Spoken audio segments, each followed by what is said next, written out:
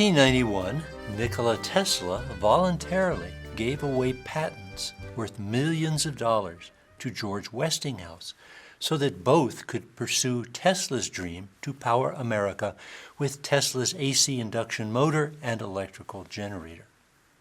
About the same time, Tesla's nemesis, Thomas Edison, declared, quote, "I measure everything I do by the size of the silver dollar." Shortly before her death, in 2014, poet Maya Angelou said, "Don't make money your goal. Instead, pursue the things you love." But earlier, in 1929, writer Virginia Woolf had avowed a woman must have money and a room of her own if she's going to write fiction. "Hunger is the handmaid of genius," declared Mark Twain in 1894. But hunger strike leader Mahatma Gandhi said in 1940, quote, "Capital in some form or other will always be needed." So which is it? Is the genius financially disinterested, or is the genius money conscious? Is the starving genius a reality, or is it a myth? My research among transformative minds suggests the latter, that geniuses, those who really make an impact, are rarely starving. When Mark Twain said, "Hunger is the handmaid of genius," likely he was wrong. More often, money is the handmaid of genius. Let me give you some examples. Michelangelo led a beggar-like existence, dressed in rags. His father said of him in the year 1500, quote, "You live there, in Rome, with great frugality, or rather squalor. Frugality is good, but squalor is bad because it will do damage to both your soul and your body," end quote. Is this image of the down-at-the-heels, penurious genius Michelangelo accurate? Far from it. Michelangelo, it turns out, was rolling in money, almost literally. According to archival researcher Rab Hatfield, Michelangelo was often, quote, "greedy and aggressive, and, in some respects, was the perfect miser. At times, he was thoroughly dishonest," end quote. Michelangelo sometimes pocketed his commissions, but failed to deliver the art. He also forged drawings and scuffed up new sculptures that he had fabricated, thereby rendering such forgeries profitable antiques. What you see on the screen is an ancient original of Cupid that Michelangelo copied.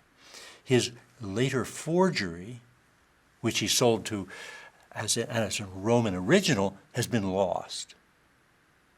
Most important, Michelangelo received extraordinary sums for his extraordinary art.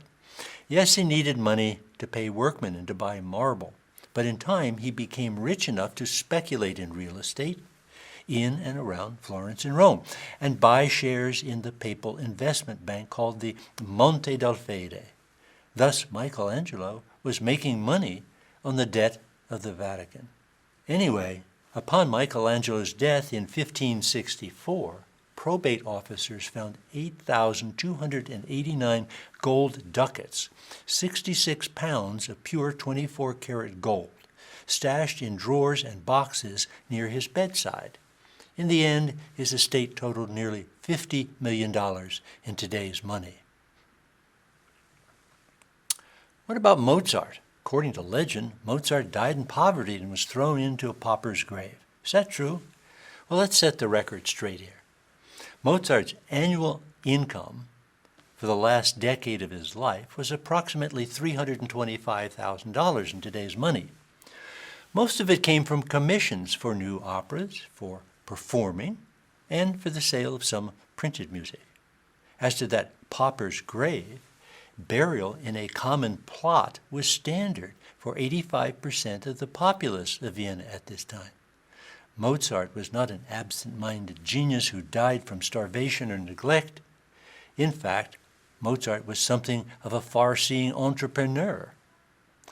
In 1782, he produced a smash hit of an opera, The Abduction from the Seraglio, which would go on to play in 40 cities around Germany. But for this, Mozart was paid by the emperor a flat fee, no royalties, just a flat fee, a commission of 100 ducats, about as much as his father's base pay in Salzburg for a year. Now that sounds like a lot of money, but Mozart was living in expensive Vienna, and he thought his genius was worth more. As he wrote to his father in 1782, quote, "I am willing to write an opera, but not to look on with 100 ducats in my pocket and see the theater making 4 times as much in just 2 weeks. I intend to produce my opera at my own expense. I shall clear at least 100 ducats by 3 performances, and then the management may have it for 50 ducats. If they refuse to take it, I shall have made some money and can produce the opera anywhere. No man ought to be greedy, but neither ought he be such a simpleton as to let other people take the profits from his hard work, which has cost him so much preparation and labor." End quote. Hold on to your intellectual property, genius Mozart seems to be saying. Author Louisa May Alcott thought the same way, and this was remarkable for a woman writer in America or for a female artist anywhere in the 19th century. In 1869, Alcott published her instant bestseller, Little Women, under her own name instead of under a masculine nom de plume that she had been using up to that point. Even more exceptional was the fact that Alcott insisted upon retaining copyright to Little Women, making her the recipient of income from later editions, foreign publications, and translations. Quote, "the best business decision she ever made," end quote, according to her biographer, Harriet Reason. Alcott later said, "I do not enjoy writing moral tales for the young. I do it because it pays well," end quote. "Genius is born, not paid," said author-playwright Oscar Wilde. But earlier, Samuel Johnson had written, "No man but a blockhead ever wrote except for money," end quote. And Charles Dickens concurred, getting paid by the word and amassing one of the largest earned fortunes in Victorian England, the equivalent of about $13 million today. Albert Einstein once said, "Money only appeals to selfishness and irresistibly invites abuse. Can anyone imagine Moses, Jesus, or Gandhi with the money bags of Carnegie?" End quote.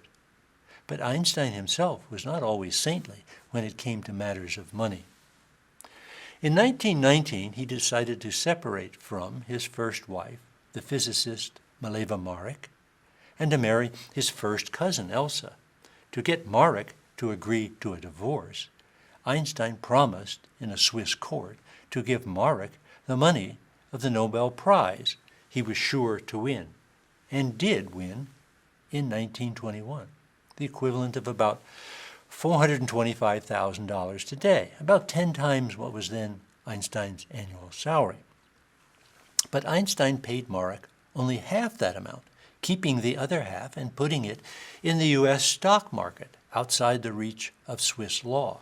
From there, the money disappeared with the stock market crash of 1929. 4 years later, Einstein was lured to the Institute of Advanced Study in Princeton for an annual salary of $270,000 today's money, thereby earning, as he said, quote, "economic independence for myself, and that's not a thing to sniff at." To measure financial aggressiveness in science and tech, consider the following. Albert Einstein worked in a patent office in Switzerland for 7 years, but he filed no patents, and only 2 in the United States, the first in 1930 for an electric refrigerator. Tesla filed 111 in the U.S. Edison still holds the record with 1,093. By contrast, Marie Curie filed no patents anywhere. Curie is the only person to win a Nobel Prize in 2 scientific fields, first in physics in 1903 and then chemistry 1911. Although she discovered radium, an element 1,000,000 times more active than uranium, and showed the potential of using radiation therapy to treat cancer, she and her husband, Pierre, steadfastly refused to extract any monetary profit therefrom. So maybe here we have a genius who did believe that money was truly unimportant and that science should be free to the world. But did Curie come to rethink that position, rethink that belief? In 1915, after 2 Nobel Prizes, it was time for Marie Curie to complete her lifetime dream, the Curie Institute in Paris. But Curie had little money to equip the lab, hire researchers, and most costly, acquire small amounts of radium. A single gram of radium then cost $100,000. Not until 1921, when Curie joined forces with American philanthropist Marie Maloney, was the necessary money for the radium acquired. Curie came to the United States, the epicenter of capitalism, and began a public tour to get money for the Marie Curie Radium Fund. Thus, this effort was an early example of public crowdfunding. The money was acquired, and the Curie Institute was built. In an interview titled Larry Page on How to Change the World, quote unquote, in Fortune magazine, the Google co-founder compared the visionary scientist Nikola Tesla to practical inventor Thomas Edison. Quote, "You don't want to be like Tesla. He was one of the greatest inventors, but it's a sad, sad story. He couldn't commercialize anything. He could barely fund his own research. You'd want to be more like Edison. If you invent something, that doesn't necessarily help anybody. You've got to actually get it into the world. You've got to produce, make money doing it, so that you can fund it." End quote. Thomas Edison sometimes took a devious approach to making money. From his research center in New Jersey, Edison would call in a New York City reporter to offer a scoop about a promising invention by a company in which he silently had a financial interest. Then inflate, by means of that article, the prospects, and then quietly sell the stock, pump and dump. But to what end? As longtime assistant Alfred Tate said, quote, "He valued money not as something to be conserved or accumulated, but rather as a vehicle essential to the progress of his work.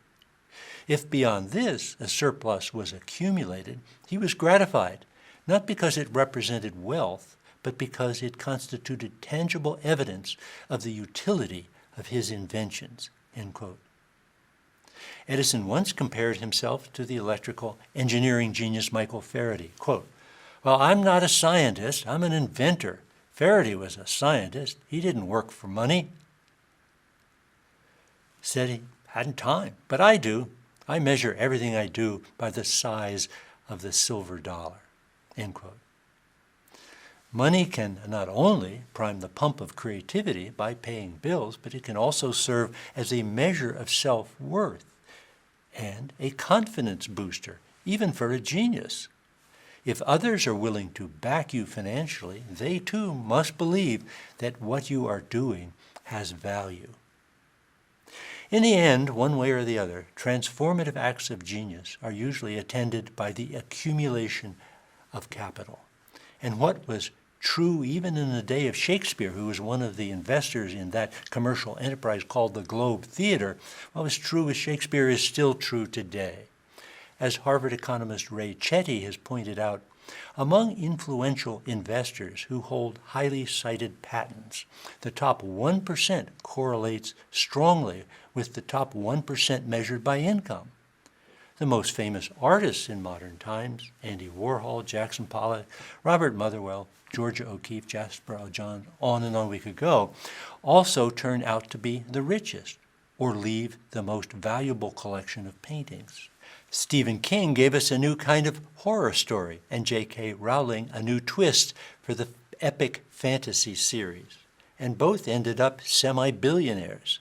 Said Rowling at the 2008 Harvard commencement, quote, "Poverty itself is romanticized only by fools," end quote. Mozart lived well, sometimes lavishly. Einstein lived comfortably, sometimes well. Starving artists? Perhaps. Starving geniuses? Perhaps. But starving geniuses who make a profound impact, who change the world, they're difficult to find. The genius needs access to capital in one form or another to make that impact. Remember what hunger strike leader Mahatma Gandhi said in 1940 with regard to progress. Quote, capital as such is not evil. It is its wrong use that is evil. Capital in some form or other will always be needed for the change we wish to see in the world.